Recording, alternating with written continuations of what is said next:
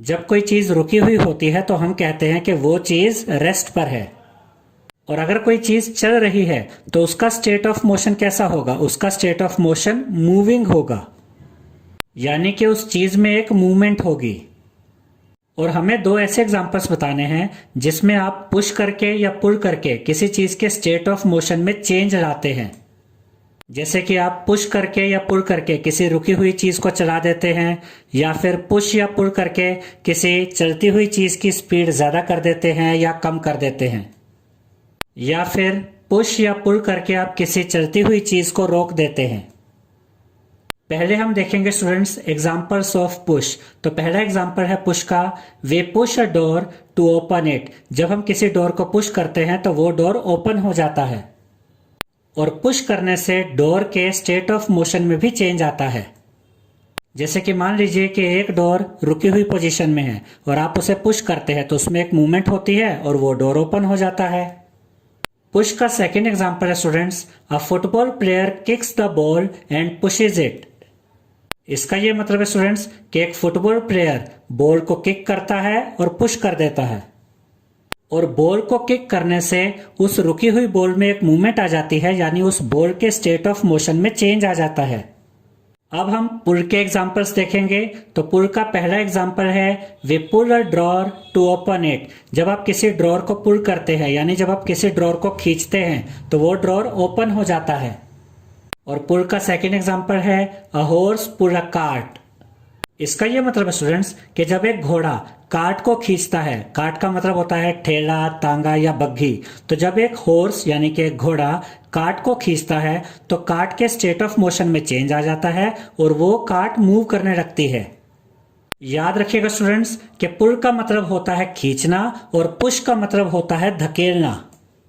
Second question में हमसे कहा गया है, give to examples of situations in which applied force causes a change in the shape of an object. इसका यह मतलब है स्टूडेंट्स कि हमें दो ऐसे एग्जांपल्स बताने हैं जिनमें किसी चीज पर फोर्स लगाने से उस चीज की शेप में चेंज आ जाता है। फोर्स लगाने का मतलब होता है स्टूडेंट्स बल लगाना, ताकत लगाना। तो फर्स्ट एग्जांपल है, when we press the clay its shape is changed.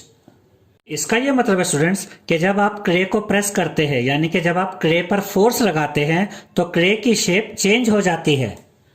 Second example है, when we stretch the rubber band its shape is changed. इसका यह मतलब है स्टूडेंट्स कि जब आप रबर बैंड को स्ट्रेच करते हैं, यानी कि जब आप रबर बैंड को खींचते हैं तो रबर बैंड की शेप चेंज हो जाती है।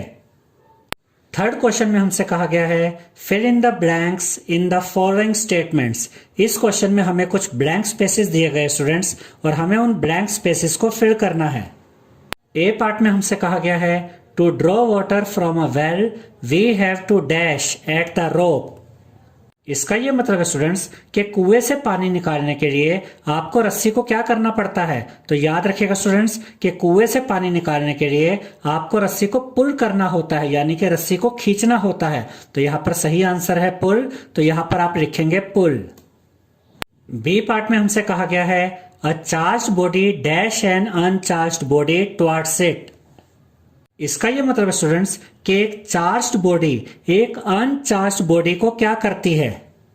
इस चैप्टर की कीवर्ड्स वाली वीडियो में हमने आपको यह समझाया था स्टूडेंट्स कि एक चार्ज्ड बॉडी एक अनचार्ज्ड बॉडी को अट्रैक्ट करती है, यानी अपनी तरफ खींचती है। तो यहां पर सही आंसर है अट्रैक्ट्स, तो यहां पर आप लिखेंगे अट्रैक्ट्स। यानी कि एक चार्ज्ड बॉडी एक अनचार्ज्ड बॉडी को अपनी तरफ अट्रैक्ट करती है। सी पार्ट में हमसे कहा गया है, to move a loaded trolley we have to dash it. इसका यह मतलब है स्टूडेंट्स कि एक लोडेड ट्रॉली को मूव कराने के लिए, यानी कि एक भरी हुई ट्रॉली को मूव कराने के लिए हमें क्या करना होता है। याद रखिएगा स्टूडेंट्स कि एक लोडेड ट्रॉली को मूव कराने के लिए, यानी कि एक भरी हुई ट्रॉली को मूव कराने के लिए या तो आप उस ट्रॉली को पुल करेंगे या फिर पुश करेंगे, क्योंकि पुल करने से भी वो ट्रॉली मूव होगी